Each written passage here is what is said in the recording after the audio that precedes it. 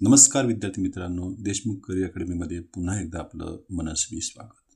मित्रांनो, आजच्या तासामध्ये आपण पुन्हा एकदा एक नवीन वाक्य घेऊन आलेलो आहे, ज्याचं आपल्याला व्याकरण चालवायचं आहे. व्याकरण चालवा म्हणजेच काय, तर पद परिस्फोट हा आपल्याला घटक आहे, अत्यंत महत्त्वाचा आहे. यामध्ये ज्याचं व्याकरणाचा सखोल अभ्यास असतो, प्रत्येक घटकाचा अभ्यास असतो, त्या सगळ्यांना हा काय करतो, सामावून घेतो. यामध्ये बघा, आपलं उदाहरण आहे, आम्ही दोघेही भक्ती भावनेने थरथरून उठलो. ह्या वाक्याचं आपल्याला व्याकरण चालवायचं आहे.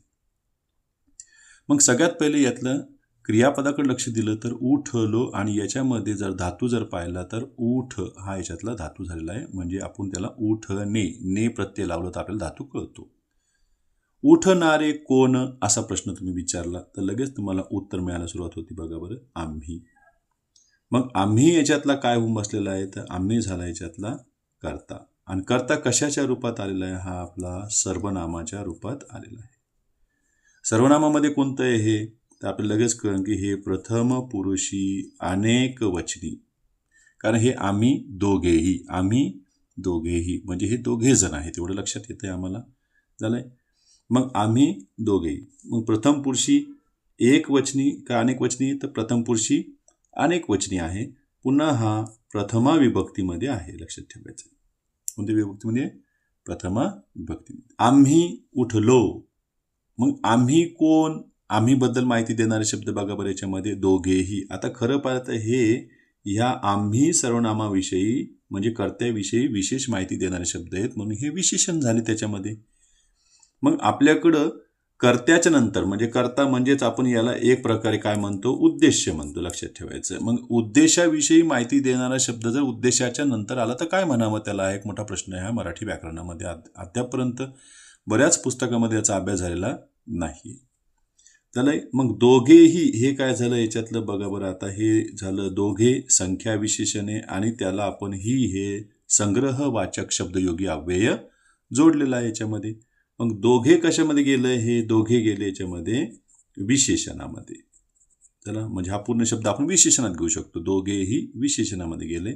विशेषणामध्ये नेमके कोणतं विशेषण झालं हे, तर याच्यामध्ये तुम्हाला लक्षात येईल की हे संख्या विशेषण झालंय. संख्या विशेषणामध्ये नेमकी कोण झालं हे, तर संख्या विशेषणामध्ये हे झालंय गणनावाचक संख्या विशेषण. आणि गणनावाचक मध्ये नेमकी कोण झालं हे, मग पूर्णांकवाचक आहे का अपूर्णांकवाचक आहे का साकल्यवाचक आहे, तर मग आपल्याला याच्यामध्ये आणखीन डिटेल कळतं की हे साकल्यवाचक संख्या विशेषण आहे.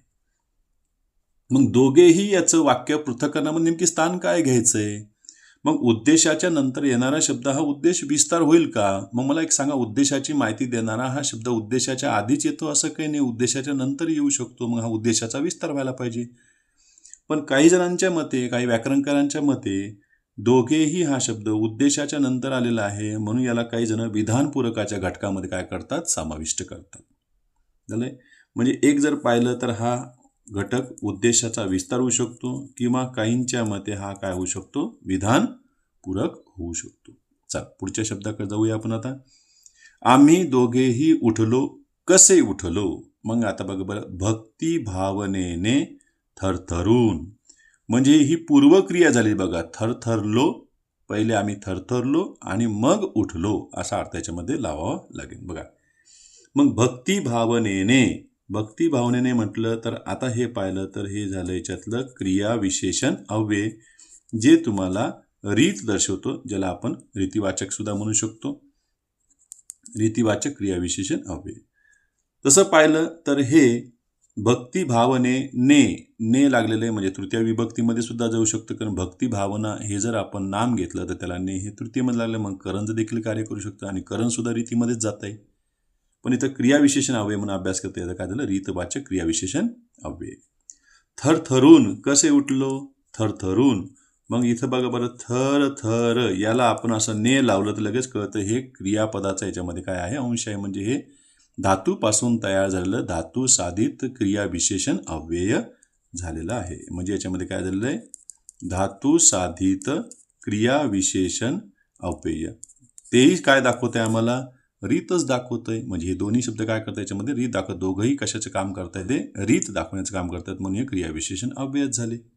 मग तर भक्ती भावनेने हे शब्द नेमके कुठे नेऊन टाकायचे आपण वाक्य पृथक्करणामध्ये, मग कोणत्या घटकाचं कार्य करतायत ते, तर हे विधेय विस्ताराचं कार्य करतायत. कशाचं कार्य करतायत ते? विधेय विस्तार म्हणून हे कार्य करणार. आता शेवटी क्रियापदाकडे येऊया.